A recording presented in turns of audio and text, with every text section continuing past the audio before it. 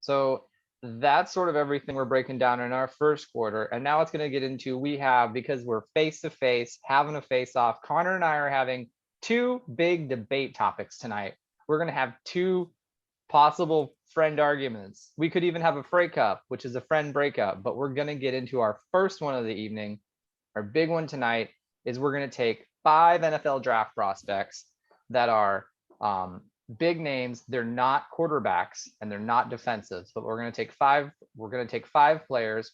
We're going to sit there and we're going to give them a power rankings of 1 through 5, and then give our own take of why we gave them the ranking that we did.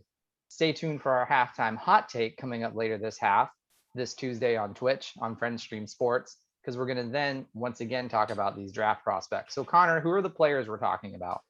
Yeah, but I'm going to put this into the chat here for everyone to take a look at. But in essence, what we're doing is we're doing a fun little thought exercise of picking 5 offensive skill players that should be first round picks. And we're saying who's going to be the most impactful player when they get drafted. So we're talking we're going to rank in order: Kyle Pitts, Jamar, tight end for Florida; Jamar Chase, wide receiver for LSU; Jalen Waddle, wide receiver for Alabama; Devontae Smith, Heisman winner, wide receiver for Alabama; and Najee Harris, running back for Alabama. So a lot of Crimson Tide, a lot of a lot of SEC flavor. But the idea here is just to kind of think about, okay, who's going to actually make a good impact in the NFL. So I'm going to put this in the chat. And Rutledge, why don't you kick us off? Who are you? Let's start from the bottom. Who are you rating as number 5? We'll go with who I'm rating for number 5. I want to say hi to all of our viewers that are out there. And please make sure that you participate with where you would rank these people in the chat as well. So that's the thing why Connor and I are always on Twitch and Tuesdays at 8, is we want to interact with you live. We want to talk to you. So we want to hear your ratings. No, Steven, it's not just Alabama. It's not all Alabama players, but they are all out of the SEC. My number 5 is going to be Jamar Chase. And I'm going to quote Herm Edwards on this one, is you play to win the game. Jamar Chase opted out of last year, and I don't disrespect his decision. 2020, especially coming into football season, we had, are we going to have a season? Are we not going to have a season? How do you protect yourself? But everything that we've talked about in every article you read really aids back to how good Jamar Chase was with the LSU championship team and Joe Burrow. I will personally go out there and say that LSU championship team and Joe Burrow is going to be one of those teams that you just remember forever. They were monsters. They were an absolute unit, which is why in the Superdome against Clemson, they made Clemson look like they weren't even any good. So I understand resting on past laurels, but football is a game of physical skill. And I liken it to, dancing. You got to practice. And I'm sure he's working out and I'm sure he's being out there, but there are small things that you have to be able to use. Being a wide receiver, I still think if he is talented, he could go the first round if he still has his speed. But, what's your body work been like during the downtime? How do you work your feet? One of the wide receivers who was best on his feet was Ocho Cinco, Chad Johnson, who used to say his routes to his opponents and then just out juke them because of his physical intangibles. So I don't think you can take a year off and I know, once again, I respect your decision. If you want to protect yourself, that's fine. But I'm not ranking you as my number 1 of all of these potential first round picks or your biggest impact, where I'm sure you have the work ethic, Jamar, and I'm sure you're going to crush it. But I think there's other wide receivers that are going to make a bigger impact faster because they've been in the game. So I'm putting him at 5. Oh, good pick. We haven't disagreed yet. I too am going Jamar Chase, number 5. I think for one of the main reasons, Rutledge, why you said, I think that football is about overcoming adversity, and for a position, often especially receiver. I don't want to use the term dime a dozen, but the receiver position definitely doesn't have the value of even an edge rusher or a tackle, let alone a quarterback. Although tackles aren't traditionally ranked, drafted very high. I think there will be some offensive linemen drafted in the first round this year. But no, I mean, I think that with the dearth of talent that is also available, you have to put Jamar Chase at 5 because there will be a game where there will be adversity for him to have to overcome. And look, I still think he's a first round player, but if you're having to really do some fine tooth combing here, and I think you have to talk about intangibles. And to me, you know, I put Jamar Chase at number 5, kind of for saying, hey, I'm going to skip this season. It is totally in his right to do that, but it's also totally within every team's right to not pick a player if they wanted to skip the season. Yep. So, we'll see where he goes and we'll see what gets him. I would love to, like you said, the adversity. What's it going to be like when he faces that Hall of Fame quarterback and someone that absolutely challenges him all day long? How is that Sunday at the office? Okay. Number 4, Connor. And here we go. This is where it could start to get dicey. My number 4 is Alabama wide receiver Jalen Waddle. Here's why I have Jalen Waddle. Now, we know he missed a lot of the season because of a fractured ankle, and you can rebound from that like we've seen with Tua Tagovailoa. He was in the national championship game and still a little hurt. Where he's being really looked at is his punt return skills. And I think that he's flexible and versatile. I think he's going to make some good things. Great returners are really fun to watch. I find myself of any time like a primetime punt return video comes through, I just have to stop and watch it. Or if Devin Hester videos come on and I see them, I have to stop and watch it. Like, how long is this? 15 minutes of Devin Hester running back kicks. This is what we're going to do for 15 minutes. It's fun to watch as a fan. I'm sure it's valuable as a coach, but you have more regular offensive plays than you do special team plays. In the case of being a part of Alabama, these Alabama teams were so stacked, and last year's Alabama team was so stacked that everybody looked really, really good because they're all being evaluated as very high talent. But I think it was the good pieces echeloned up the other pieces. So I think he'll be okay, but we don't look at Devin Hester receiving tape. We look at his return tape. So Deion Sanders, you look at both. That was Deion Sanders. So I think he will make an impact in the return game, and someone will take him for special teams. But you only get 53 players, and you need him to jump in. But I don't see him as a wide receiver 1. That's a tough take for a guy who has grown to love watching Henry Ruggs III play football for the Las Vegas Raiders, another home run threat.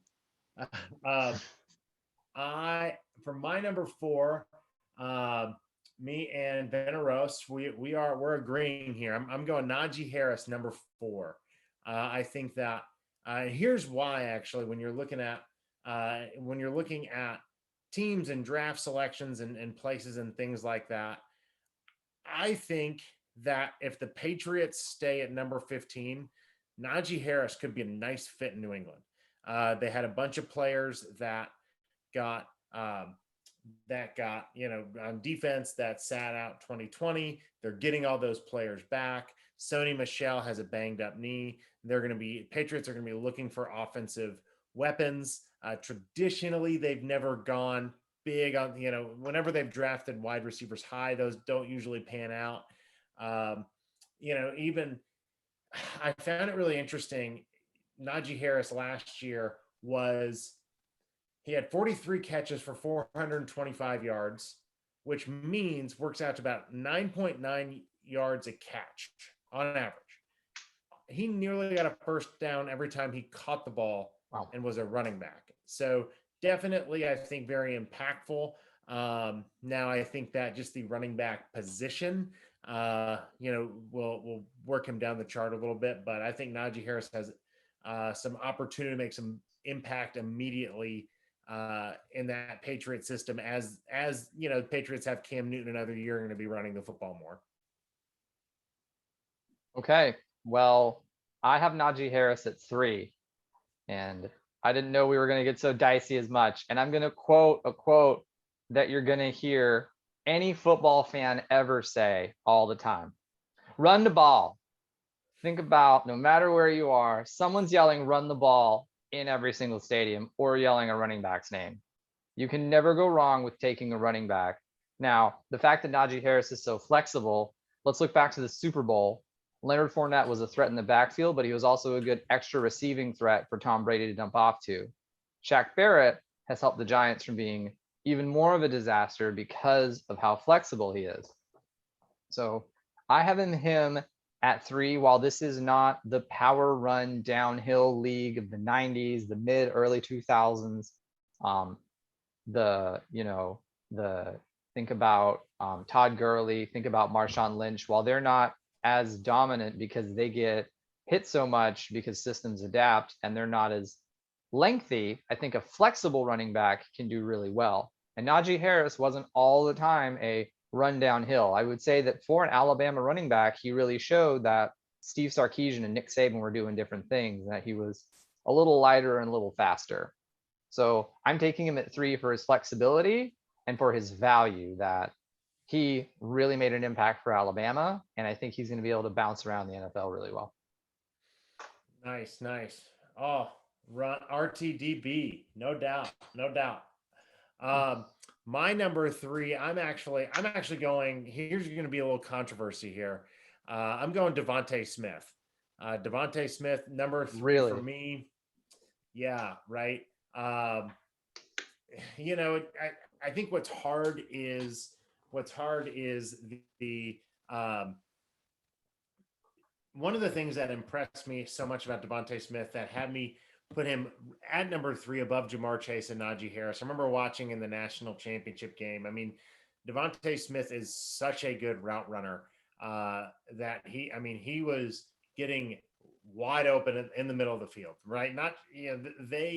Alabama could scheme so much for Devontae Smith. And I think that's awesome. I think since the Dolphins didn't trade for Tua, or the Dolphins didn't trade Tua for Deshaun Watson, which apparently, there's some rumor that was in the works as of a few weeks ago, not anymore.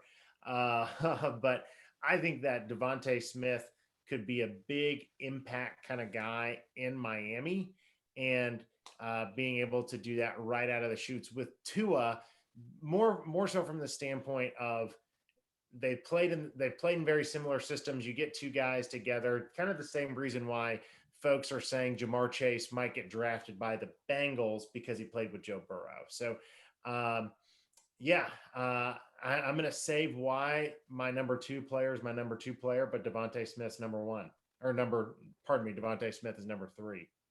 Devontae Smith is number 3 of your best impacts. And wow, I can't believe we're both seeing these people so differently, because I have my Devontae Smith as number 2.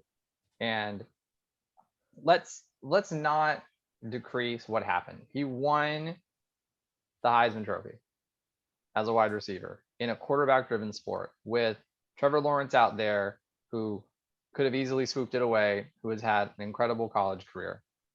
He's incredible. Now, I will say, people say, well, let's put it in Steve Sarkisian. Steve Sarkisian's offense and the recruiting they did at Alabama this year was magical. Why? Because Sharkisian, as I like to spell him, got himself hired at Texas, and he's been given the reins to a big job. And I wish him all the best. It's a huge rebound story for someone that can do really well. But I don't think it's that Sharkisian made Smith look good. I think it's Sharkisian used Mac Jones, and Smith made Mac Jones look good. If Mac Jones was on here, wouldn't even have him in the top 5, because I don't think Mac Jones is going to be a very good NFL quarterback. I think he's coming out too soon, just had 1 year of starting, and it had the world on him. Hot take on Mac Jones. But he is one big thing for Smith. As you think about it, in the SEC, he was the history of having multiple games with 4 touchdowns in a defense-driven league where all you hear is defense, defense, defense. The SEC record for receiving touchdowns, which was 46. The previous one was 15, and he was a factor from all of his time. Let's not remember, now would it be great to see him linked up with Tua? I think so, because one of Tua's touchdown passes during his backup start against the University of Georgia in the championship game was to Devontae Smith.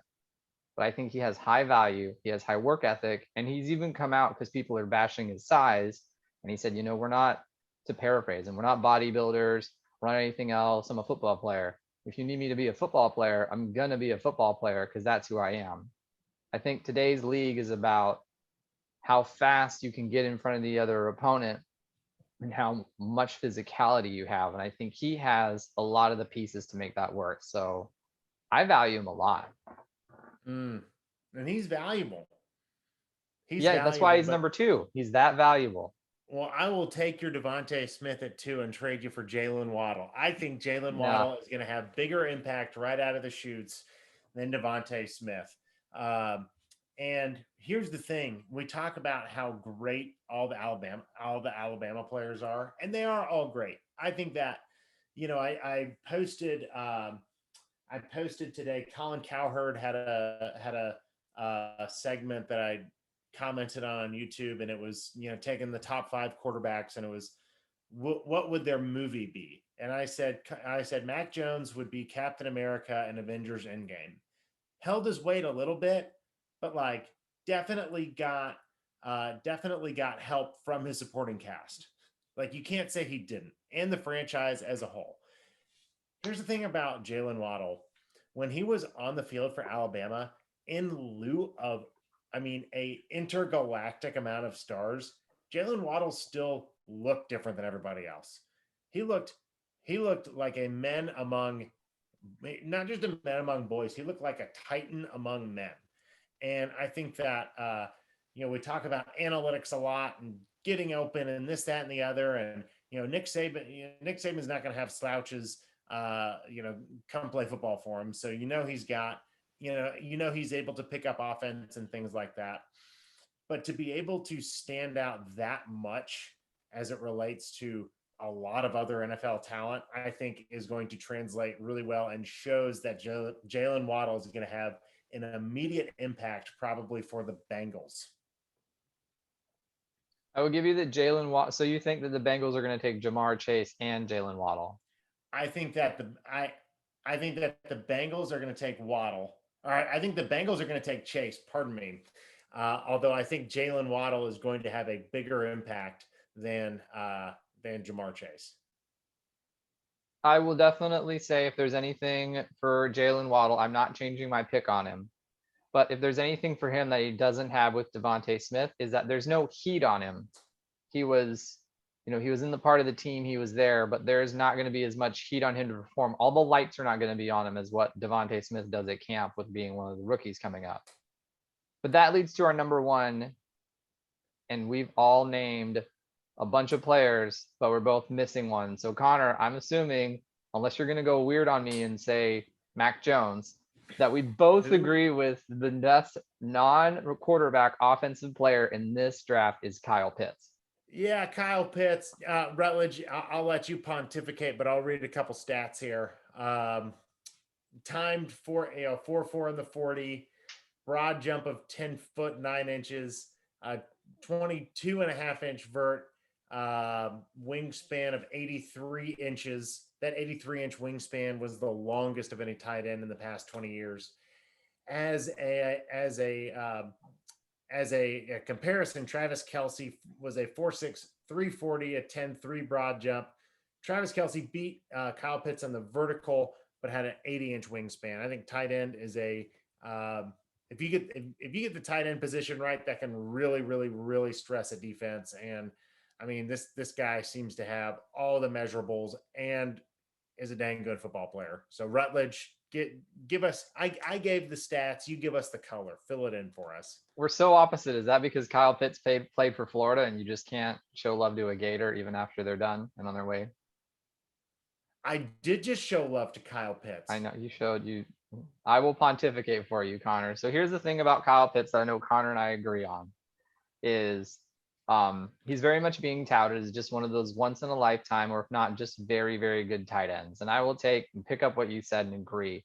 The tight end position is special because if you think about a quarterback, I heard someone say once in a conversation, rookie quarterbacks like to throw their tight ends because they're in the middle of the field a lot and they don't have to stretch of what they see.